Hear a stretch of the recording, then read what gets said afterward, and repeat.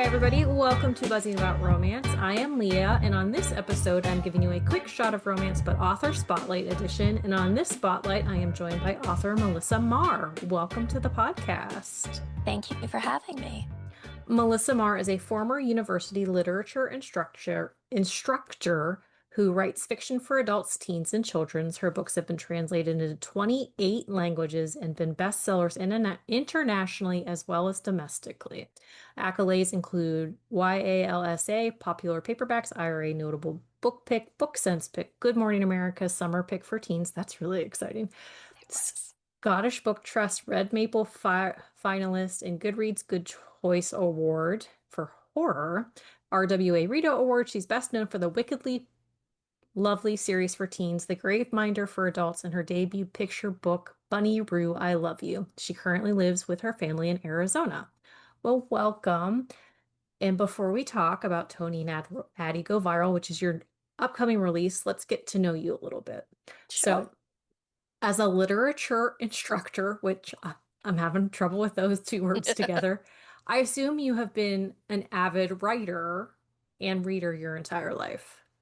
Pretty much, yeah. I mean, I grew up in rural Appalachia, Okay. so it was a TV-free household. Hmm. I think they finally got cable when I was like 15 or 16. So I was either in a field or the woods and Hmm. generally had one or two books in a pocket with me. Yeah. So yeah, I'm all about the reading. So, what made you write your first book? Um, Honestly, my 12-year-old daughter. Okay. Um, I became her mom when she was just about to turn 5, and I had a newborn and a 5-year-old, and I was looking at making What You Make teaching English, which, just for the record, isn't a whole lot. No, it's not. And I decided to write a book so I could pay for college for the kids. Hmm. And I was like, okay, so I did the research, and books, they don't pay a whole lot, but I figured I could save up. I had X number of years. There's math I'm not doing. Um, and then that was it. I wanted to support my family. So I actually, I wrote a book. It was terrible. No one bought it. And then I wrote another book and it just sort of exploded. Wicked Lovely came out 20 years ago. Hmm. And it debuted on the bestseller list. It was just re-released like 2 months ago now. So, I was able to pay for my kids to go to college. Which it's so expensive and it keeps It getting more expensive. is. I mean, even so like my daughter had scholarship and, my son chose to live at home, so he could do like, not pay the lodging, but it still adds up so Hmm. quickly. It does. So, you have a wide variety of like worlds in which you write in. hmm What do you have a different writing process for each subgenre that you're in, or is it all similar? No, I mean, it's really, in a lot of cases, I start books for myself. Okay. Like Toni and Addie, I started because my youngest, I adopted again in 2012, and he was doing parkour and gymnastics, and I'm a helicopter mom, so I was Okay. sitting there watching him. And I just started writing Toni and Addie, and I wrote it over a series of like 3 years, Hmm. just sitting there watching him. And so it was more of a like, this is something for me to do because I'm sitting here. Yeah. My first book I wrote in the pickup line for my first two kids when, I was half homeschooling and then they did charter school other days. So I was either like in a parking lot, a park, gymnastics class again. Hmm. Like, so I think the only thing is really just like, I don't do well sitting still. Okay. So I write when I sit still, and sometimes it's a picture book, and sometimes it's a novel. And I mean, the only really weird one is I have a book of my photography, which Okay. happened completely by accident. And that was like, I was out hiking and kayaking with wild horses and took Okay. That sounds photos. awesome. It was. And then my editor's like, can I buy these? And I thought it was for reference for like someone's art. I didn't realize she meant like as a Oh, and book. she put the book together. Yeah, and she's like, okay, now you need to write words for this. And I'm like, For what? So yeah, like I don't have a process. Mhm. I like to write. So no process at all. You don't plan out your stories or anything like that. You just write the words and hope they make sense Um, I think in some way I must be doing that like in a part of my subconsciously. brain. I Hmm. mean, I taught literature. I mean, I did undergraduate and graduate with lit. Okay. I taught lit for 10 years. And so I think that sense of like teaching people how books work. And these days, I teach a couple classes a year in an MFA. So I'm constantly talking about like, how does it work? What is the act? What is the tipping point? Like all of these things. And I think my brain just reorders it. Okay. Um, but in fairness, I also don't write linearly. Like I write scenes that make sense to me, Okay. and then I move them around into a book. So I don't know. My brain is really ADD. I like to read books like that sometimes. Yeah, me too. Mhm. Drives my family crazy, but like I love to read the ending first. Like, should I get invested in this book? Well, so for me, like I will always start at the beginning, always. And sometimes I'll get like three or four chapters and it's not like pulling me in. And so I'll skip about three-fourths of the way through till and then read like two or three chapters and be like, okay, I'm liking how they like what's happening now. Let me go back about Hmm. halfway to see like what I've missed. And then I'll skip to the very end to get that part. And then I'll like go back and read what I haven't read. Yeah, that makes perfect sense to me. Well, thank you, because everybody looks at me like I'm a psychotic person. And I'm like, Right? it's No, I just get like that. I need to know what happens, but like Yeah. it's not pulling me in the way I want it to. So I will read books completely. Like I'll read the entire book, Hmm. start to finish, just not start to finish in the way that you're supposed to. I mean, I think supposed to is such a relative concept. I mean, we're being bombarded with Hmm. data all the Yeah. time, right? I've got my now 12-year-old schedule, my my daughter, who's 32 now, she's an archaeologist. She came home for a month. And then I've got my wife's schedule and I've got all those things. And Hmm. I'm not always like, I'm not always in the like, I want to read the beginning or I want to read the ending. I want to drop into a world for a couple chapters Yeah. and then drop in later at a different place. And Hmm. eventually I finish most of the books, Yeah. but I think your way makes perfect sense. It's how I read. It's how I write. Well, I appreciate that because it validates my chaos. Well, and I feel the same way. Like our kids are going back to school actually next week, and so like swim signups have started, and Mhm. schedules are coming out, and baseball schedules, and gymnastics schedules, and thankfully Yes. my husband's schedule is set, and he doesn't do a lot outside of work and like helping me shuttle the kids. But it's just like there's just so much happening like Hmm. right now. Yeah. And I mean, I think between that and keeping track of like right now, I had Toni and Addie just came out. Hmm. I've got page proofs on another book that comes out in January. That's now. I've got revisions on a third book that comes out in June. So I'm like all these worlds in my head simultaneously, and you Hmm. can't do that Right. as well if you can only do things in a linear way. I think my ADD is a superpower. That's my argument, and I'm sticking to it. I've never really done linear well. Like Mm-mm. I was always the kid who when I was in kindergarten, we had like O's, S's, and U's for our grades. I would always get an S in coloring because I could not color in the lines. And my mom was always like, yeah, that's never going to happen. So I'm Mhm. just giving up now. Yeah. I mean, Uh, creativity is cool. yeah, it is. Well, it's how you like and I was fortunate, like my parents like really were like, if you don't want to color the lines, that's fine. Like you do your thing. Yes. So we No, had I that mean, and support. I completely believe that. And I think it results in my experience so far, really interesting humans as the children I've raised. My Hmm. daughter is an archaeologist. My eldest son is a conservation biologist. They didn't pick predictable jobs. Yeah.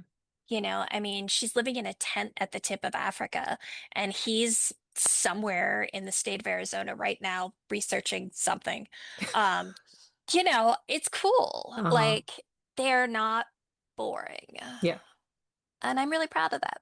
Well, that's exciting. Those are actually two like really interesting fields because you don't, and it's one of those things where like they exist everywhere, but I only know one other like archaeologist, and it was some guy my brother went to high school with. And like when he said, I'm gonna go to like become an archaeologist, we're like, really? Yeah. That's the what you're doing? That's cool, but what made you do that? Yeah, no, I mean, it was fascinating to me how many of my daughter's colleagues in the program were like, my parents want me to get a practical degree. And I'm like, I write books for a living. I've been doing this for 20 years, Yeah. supporting multiple households off my art. Hmm. So I'm not going to tell you that a career that fills you with passion is a bad idea. Mm-mm. Because my job is completely impractical, Yeah. but it's what I do. Yeah. And you get joy out of it too. I do. So your characters, they are complex. Is it hard to balance the complexity of the character while keeping the storyline make sense? Think I'm very much a character first kind of person.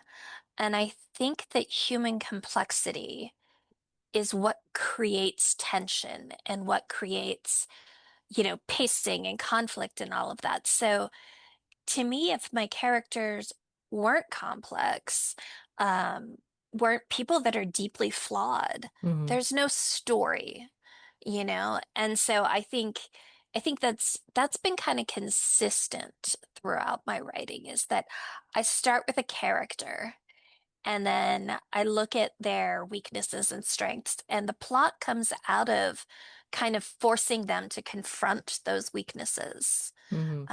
So no, um, I guess. So let's talk Toni and Addie Go Viral. It came out August 12th, 2025, so it's a brand new release. Mhm, There's some fake relationship mixed in there. It is a sapphic romance. There's Hollywood aspect.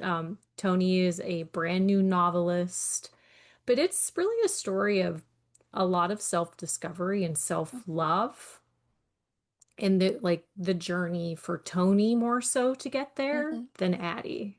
Yes. But the whole premise of Tony's book is based in the Victorian era. Why the Victorian era? When I first started writing this, it was going to be time travel. Oh, Because I I would read love that. I love time travel books. Um, my period of research for literature is the Victorians. I Okay. am obsessed with the Victorians. And so I just started thinking like write what you know. And as I mentioned earlier, like my first book came out and literally changed my life. I had to get a passport, I had to get on airplanes, like it was the whole thing. Hmm. Um, and I went from, making 30K a year as a writer to getting this $500,000 deal. Right. And it was completely life-changing. And I was not prepared. And I was a mess. I was an absolute mess over it. Hmm. And so, right what I know is someone who has commitment fears, juggling teaching. I had a tenure track position at the time when I got the Hmm. book deal. So I went from tenure track, I'm going to teach literature, specifically Victorian literature, to suddenly my world is turned upside down and I've got to juggle these two careers. Um, so I think I was basically taking some complicated things from my past and giving them to someone and making it worse. Hmm. That was sort of my goal. So very much about the self-discovery. And also, recently my wife and I had to deal with my grandmother-in-law. Her grandmother had dementia. Hmm. And what does that mean? And how does that work for you? Right. And thinking about that and thinking about my daughter, my eldest child, whose bio mother died of cancer. And so she was heavily sedated, opiates, etc. And they had no chance to have that closure. Right. So I think I was taking a lot of like, how can I like dive into these emotions? And that was very much what it was about for me. It was Hmm. about people that are we're being tasked with figuring out some complicated things.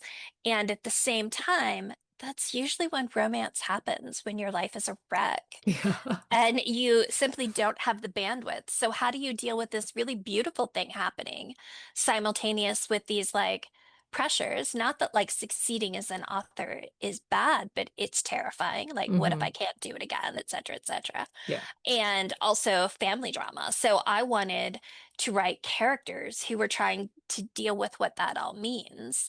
And at the same time, I wanted Addie to have her sense of discovery. Like she's just figuring out that she's Demi. She's figuring out that she's a lesbian, but she is utterly unexperienced. Yeah. And so again, having two people who are both trying to figure that out. Um, I think those are interesting people. Well, and I think one of the things I really enjoy about their story is there are a lot of parallels to them. Like Addie's mom and dad are both still alive. They're both healthy, but they've had, I wouldn't say, I mean, toxic in a sense, but they've had these like up and down relationships. Like Hmm. they've been married, they've been divorced, they've married other people, but they Hmm. always come back together. Hmm. And then on Tony's side, like her mom is sick, she's in a home, like she is going through like a big mental crisis, and her dad has passed away, but like they had a somewhat toxic relationship too, in the sense where like they both were kind of hot messes. And Yes. like, so she feels like she isn't worthy of love and shouldn't be loving people because what's going to happen if she turns out that way? But Addie, she's like, I want to be loved. I want that like solid love that like never leaves me. So it's like they both have these chaotic upbringings, but they are very different in the way they deal with them at the same time. No, I mean, and I think I've known so many women who have a difficulty with relationships because Yeah. they haven't had a successful model of love. Yeah. And I'm one of those women, you know. I haven't I haven't seen healthy relationships in my upbringing, Hmm. in my 20s, and when you don't have that template, and I mean healthy, not as in like they're still married, that's where Addie's parents come in, Yeah. but I mean healthy as in like supportive and you both make the other person better Yeah. and like that kind of healthy. And so it's really hard to believe that that kind of true love is possible Hmm. when you haven't seen it modeled. And I think, I've seen some early readers say that, Toni and Addie should have done this differently and done. Well, of course they should have if they were healthy people, Yeah. but they're both people that ultimately need a little therapy. Yeah. I mean, who doesn't really? Right? I mean, and I argue that. I argue that within the book, and I argue that in life, that like sometimes you need to deal with your own baggage Yeah. before you can find that happily ever after. Yeah, definitely. Well, and Addie, like, she gets to a point where she's like, I am worth this. Mhm. I need this. And if you can't give it to me, then I am taking myself out of the equation. So, like, they definitely, like, they experience that third act breakup, which I love a third act breakup. Hmm.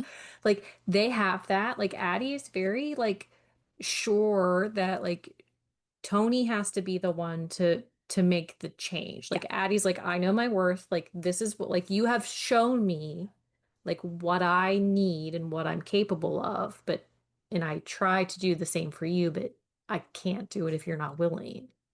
Well, and I think for me, if I have a third act breakup, I want it to be for a real reason. Yeah.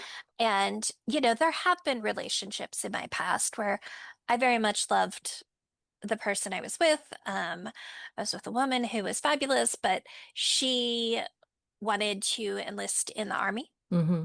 and she couldn't have that and me. Right. And, for her, it was, this is what I need. I need this career. I need this future.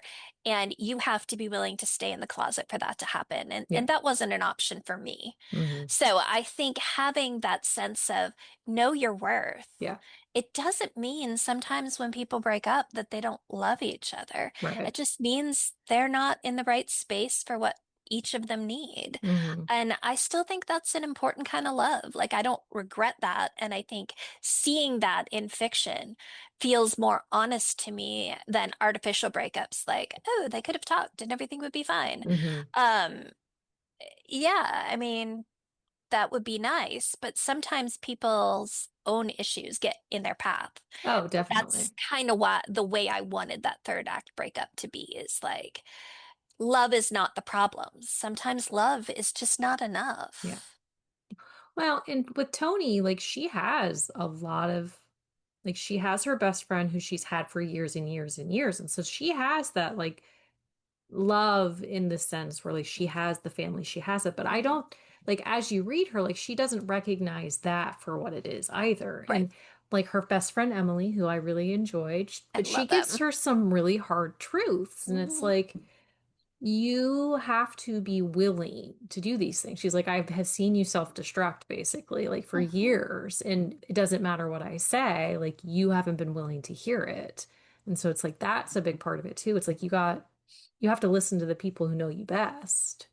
Yeah, I mean, honestly, when I think about the book, yes, at its heart, it's a romance, but it's also a book about other kinds of love. It's Hmm. about Tony's love and her coming to terms with her mom. Yeah. It's coming to terms with being willing to accept love. It's coming to terms with the fact that she feels really vulnerable about her writing career. Yeah. It's Addie coming to terms with the fact that her parents are always going to be difficult, but that doesn't mean that she can't have that healthy love with them.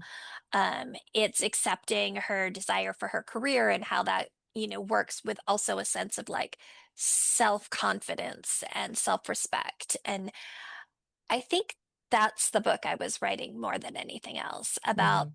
you have to love yourself. Yeah. You have to let people love you in order to get that happily ever after. I think it's Yeah. all part of the same journey. Hmm.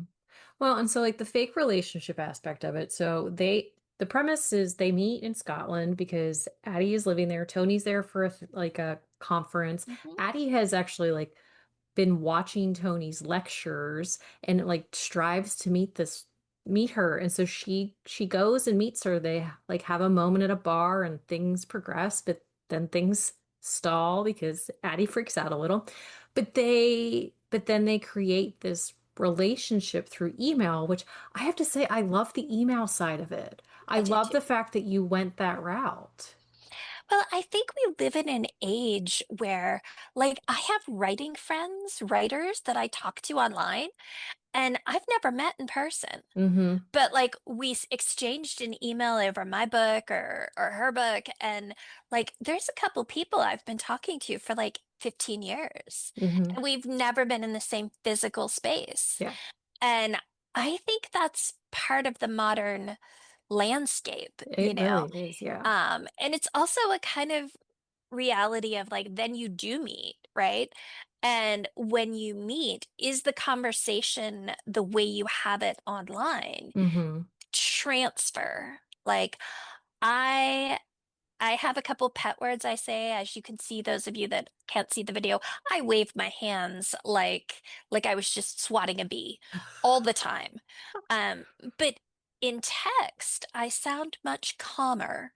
And so if you see me in person, if we've been talking online for a year, like it's a different kind of reality. Yeah. And I feel like we all do that. We curate our personas, Hmm. either intentionally or subconsciously through our social media, through email exchanges. And then when we meet in person, like there's a difference. And Yeah.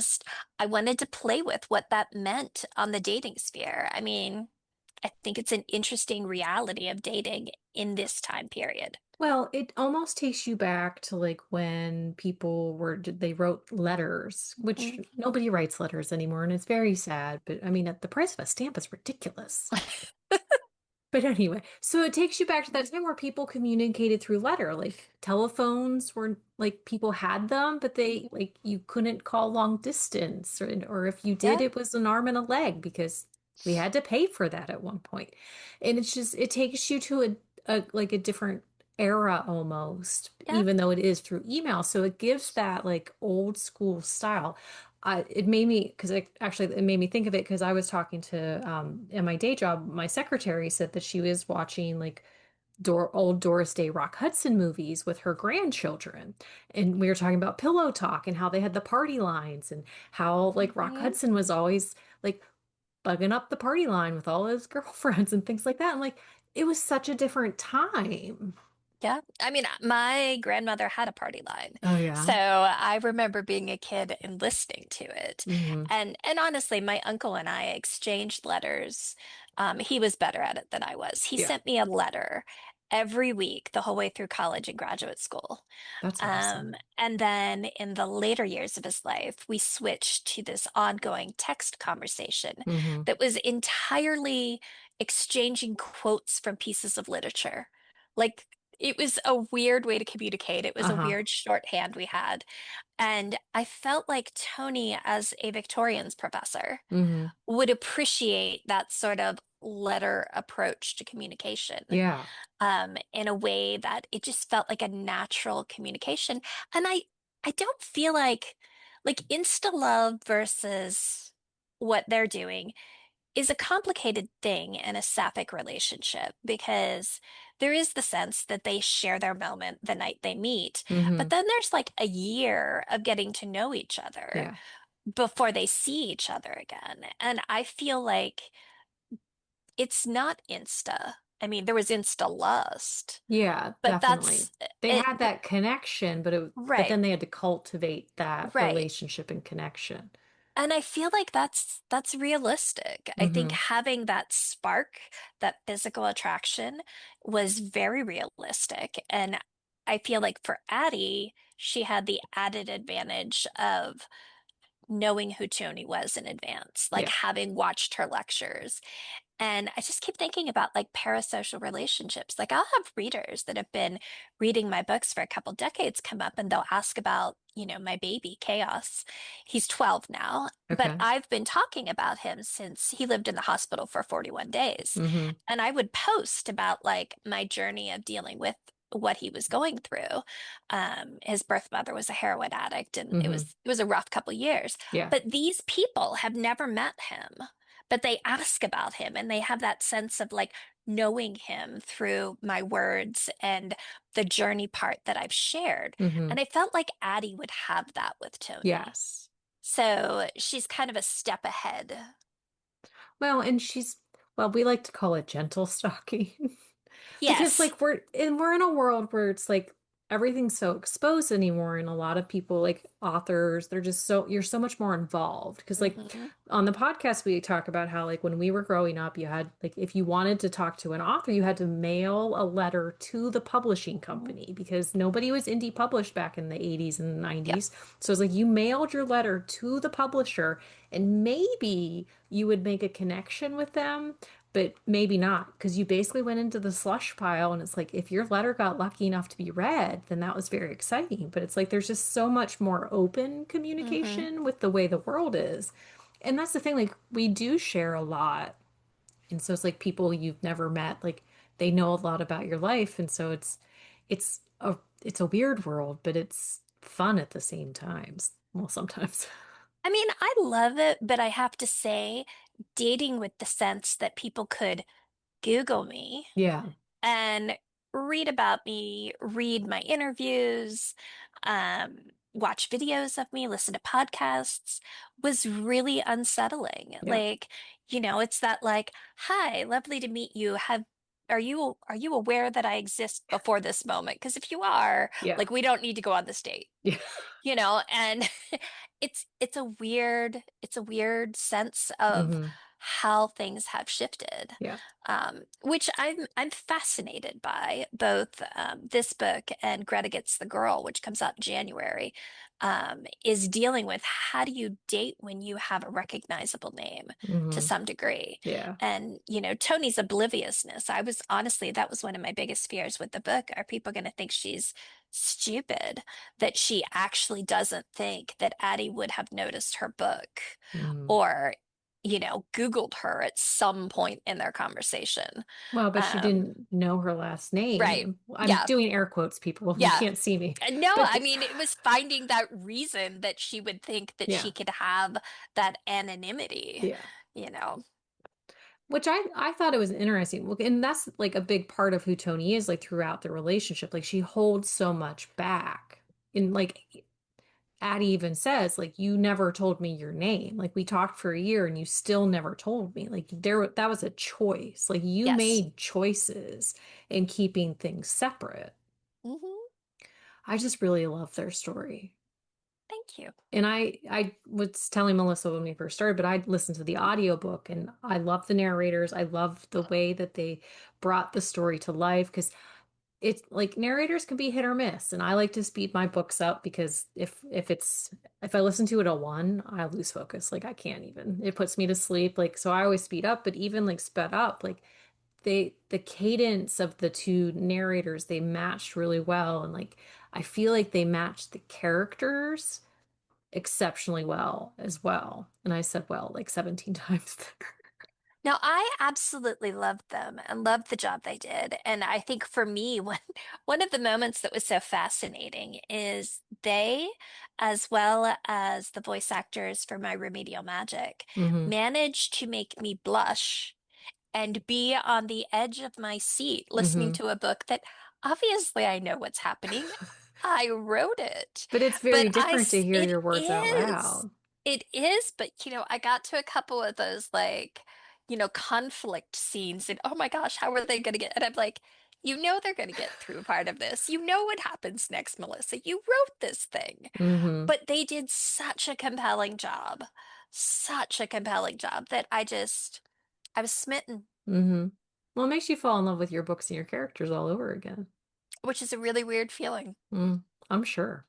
I can't say that I have experienced that because I don't write, but I do listen and read a lot. So, but yeah, it's just, but I like, so for me, typically, like I will reread books in audio. Like a lot of times, like I need that, like those words in front of me when I'm reading the book the first time around. But this one, like time wise, I was like, I need to listen to it. And I didn't mind that at all.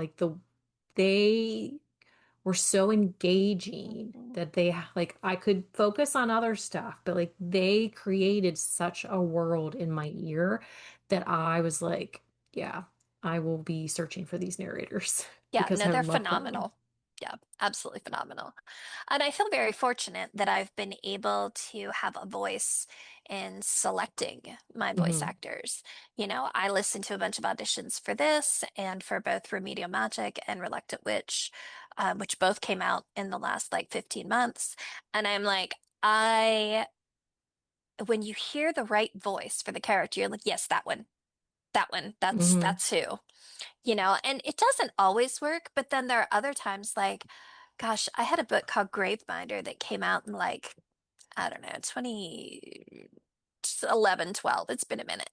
And I can remember that the voice actor, Emma Galvin, like when I reread my book now, because Hmm. I did a short story in the world, so I was rereading it, I hear her voice Yeah. in the characters. And I'm like, okay, that's surreal that the voice was so compelling that it like replaced the voices that I Hmm. heard when I originally drafted the book. And that was like, it's a weird feeling when it happens, but like, art is art and voice Hmm. acting is such Well, art. I did an interview with Nevessa Allen, and we were talking about the audiobook for Caught Up, and she said she was at a signing or some like sort of conference, and she's like, and there was a bunch of audio narrators there, and she said she heard somebody talking, like she's in the middle of a conversation, she heard somebody talking, and she's like, she like walked away and was like, I need to know whose voice this belongs to because this is who I need to do my like character. She's like, Nice. I heard the voice and I knew instantly, like she was Lauren. And I was like, that's intense. And she's like, yeah, and it worked out. Like she's like, and I was lucky enough to get her for it. That's awesome. Yeah. Yeah, because I'm face blind, I feel like voices are extra important to me. Okay. Like when I describe my characters, I realize like it's the last draft when I start describing what they physically look like. I have one series, a middle grade series, that I never described the character, and we're in like book two. Uh-huh. And the artist for the cover's like, what does the character look like? I'm like, I don't know. What do you think? And she told me what my character looked like, and I wrote it into the book because I don't see the facial part. Okay. Right. So when I'm describing people, I describe their voice, I Mm-hmm. describe their hair, their walk, the way they move and gesture. But I don't have the same ability to recognize. Like if I saw you on the street, like in 5 minutes after we hang up here, Yeah. I wouldn't recognize you. Right. And so voices are just super critical to me when I'm like defining people. Mm-hmm. So I'm very picky with voice actors. So when I get it right, it's great. That's so interesting. Well, because honestly, I had never heard of that. And then Susan Stoker wrote a book where one of her characters was face blind, and I was like, oh, that's really interesting. Because I've heard of people who like they never forget faces, like they Hmm. have like addictive memories, but I'd never heard it on the opposite spectrum. No, it's a weird thing. Like I recognized people a lot of times. It was funny when I was fencing because my coach is like, "How can you walk up to me when I have like a mask on Hmm. and all the coaches are dressed the same?" And I said, "Well, because when you move, I know how your body moves. That's Yeah. how I recognize you." And I'm like, "As long as everyone's moving, I can identify you on Hmm. on the fights field." And so he had everyone freeze. And I'm like, I don't know who anyone is now because you're not moving. But as long as you're moving, I can find you. Hmm. Uh, like I recognize when people change their soap, their perfume, because those are things I use to identify Hmm. people. Um, but the face part, just my brain doesn't file it. Hmm. Yeah, I've been seeing like where it'll be like a grandparent, like a set of grandparents, and like all the grandkids are like lined up behind them and saying hi, and they have to figure out which grandkid it is, like Mhm. just by the voice. I'm like, I don't know how good I would be at that. I mean, you adapt if it's where Yeah. your brain is. Hmm. And it's weird because I had a brain injury in my 20s. And so people I could identify before that, I Hmm. can still facially recognize. But the ones since then, like just haven't Oh. imprinted in my brain. Ooh. Yeah, it's fascinating to try and figure out how it works. Like my kids have tricked me. Yeah. At one point, one of my older kids had a friend dressed just like him and get in the car. And and I was like, started to drive, and then his friend said something, and I was like, "You're not my kid. Hold on." And I had to loop back around. And it's just, you know, it's a thing. That's that's It's a funny. thing. It's such a kid thing to do. Yeah. Like if the voice is like I have to hear your voice to know who you are. So now from anytime anybody gets in the car, they have to say hi to Yeah, you. I need you to I speak need a this sentence. word. But yeah. That's funny. So what's next? So in January, the book I am in proofreading stage on is called Greta Gets the Girl. Greta is about Tony's editor, Hmm. and another character we meet in Toni and Addie, Okay. um, who have a romance. And that one I actually had to design a dating app for, which was super fun. So I designed a fake dating app for the purposes of the book. So that one is coming out January like 12th, 13th, that week, whatever Tuesday is. Okay. And then June 23rd, I have a book coming out that's called A Treason of Magic. Okay. And that book is basically Buffy the Vampire Slayer in a Bridgerton era, except instead of hunting vampires, she's hunting fairies, malicious fairies, obviously. So, Obviously. obviously, not like Tinkerbell, not cute fairies. Malicious So fairies. yeah, so I'm going back to my folklore roots a little bit with that one. So that one is June. And then there's another book set in that world that I think is November. So like there's three more releases coming fast. Hmm. Um, I don't know if the third one is actually going to be in 2026 because I haven't written that one yet. Okay. But the other two are done in, just So in the you're gonna do hopper. three in that fairy killer world. I mean, maybe. I mean, right now I have a second one, like I have the characters, I have the voice. I'm ready to dive into that actually in the next couple weeks. Um, and I have the second uh contemporary romance. So the contemporary romance is done, the June book is done. So I don't know what comes. I don't know if there'll be a third one in that world or I'll write another contemporary. Do we think Emily will get a book? I would love to write M's book. When I pitched these, M's book was the second book. Okay. And I'd still love to write her book. She's so pivotal in both of the Hmm. first two books. Okay.